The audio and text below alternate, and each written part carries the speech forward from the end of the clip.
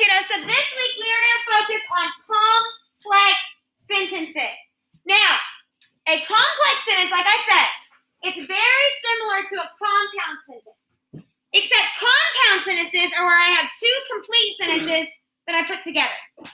In a complex sentence, I have one complete sentence and one fragment that I put together. Okay? We call these an independent and a dependent clause. I want you to turn and tell your neighbor, what do you know about the word independent? Turn and tell your neighbor, what do you know about the word independent? All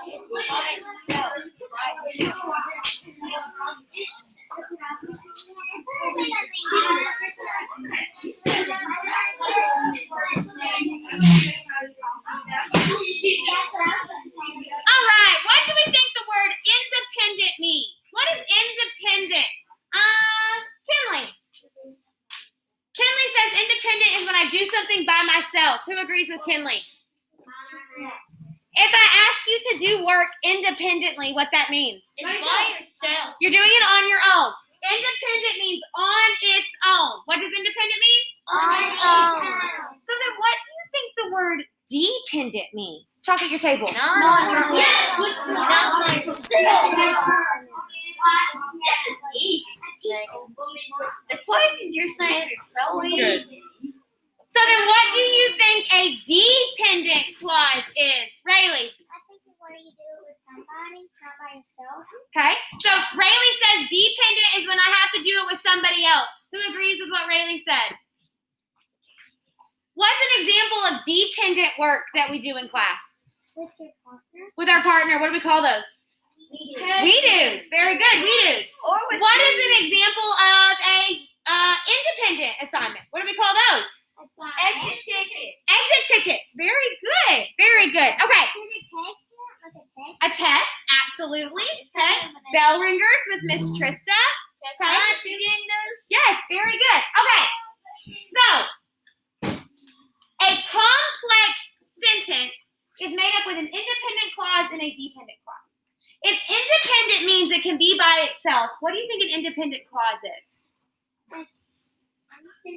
A sentence that what? It's simple. It can stand By itself. by itself. Look down at your daily grammar sheet where it says independent clause and open your reading journal to those two pieces of paper we glued in. Someone read to me, what is an independent clause? Go ahead, Sawyer. It is a sentence that does what? Stand on its own. Stand on its. What is a dependent clause? Someone raise their hand and read to me. What is a dependent clause?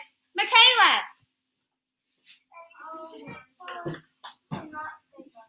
Cannot stand on its own. It is a sentence that cannot stand on its own. It's a fragment, like what we learned about 2 weeks ago. It is a fragment. It cannot stand on its own. So what am I going to write next to dependent clause? Cannot stand on its own. All right, an independent clause. We know it is a simple sentence that can stand alone. So here's an example. We can't play outside. What's the subject? Oh. What's the subject? We. What's the predicate? Good. A dependent clause cannot stand on its own. Here's the sentence. Unless the rain stops. There's no. Unless the rain stops, what? What's going to happen? There's no predicate. I know that we want to say stops is the predicate here, but it's not. It's just simple. The entire sentence here is It's the subject is about the rain stopping. But where? Unless the rain stops, what?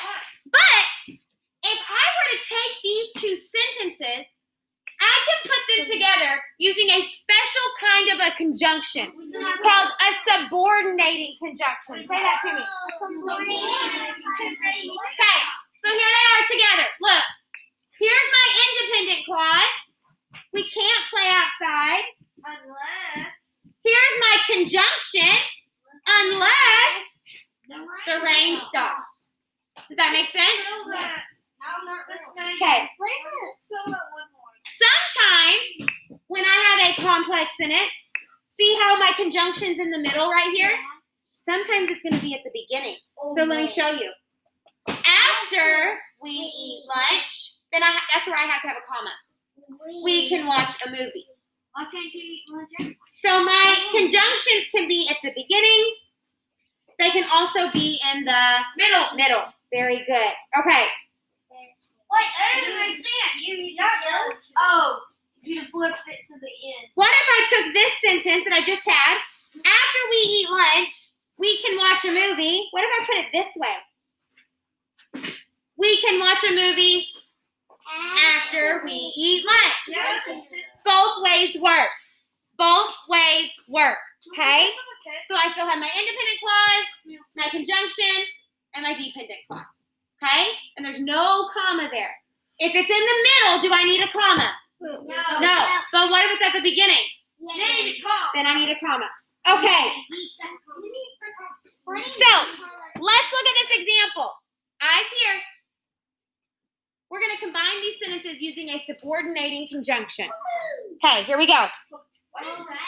The chef added the flour, period. He mixed the dough. Period. You should have put after. How would I combine these two sentences with the word after? Turn and tell your neighbor what you would do.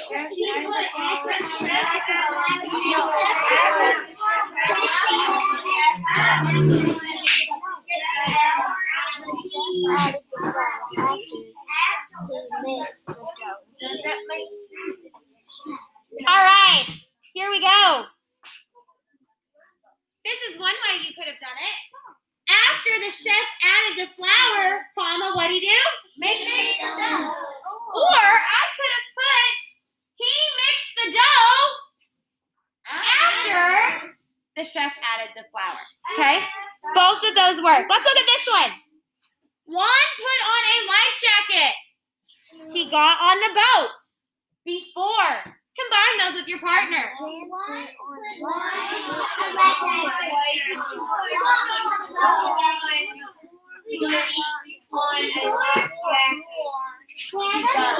right, let's look. One put on a life jacket before he got on the boat. Very good. Let's do one more.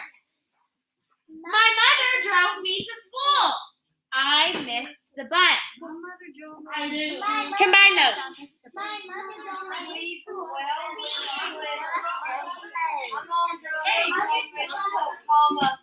Since I missed the bus.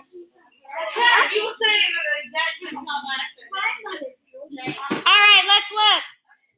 My mother drove me to school since I missed the bus. Very good. Hang on, we're going to skip. Okay, we're good. All right. Virtual kiddos, look at me. What I need you to do is I would go back and rewatch this video a couple times, take notes. You need to know what an independent clause is. You need to know what a dependent clause is. And then tomorrow we're going to dig into what all of this conjunctions are. So go back, rewatch this video if you need to. Take notes if you need to. You need to know what those two things are. All right, my kiddo.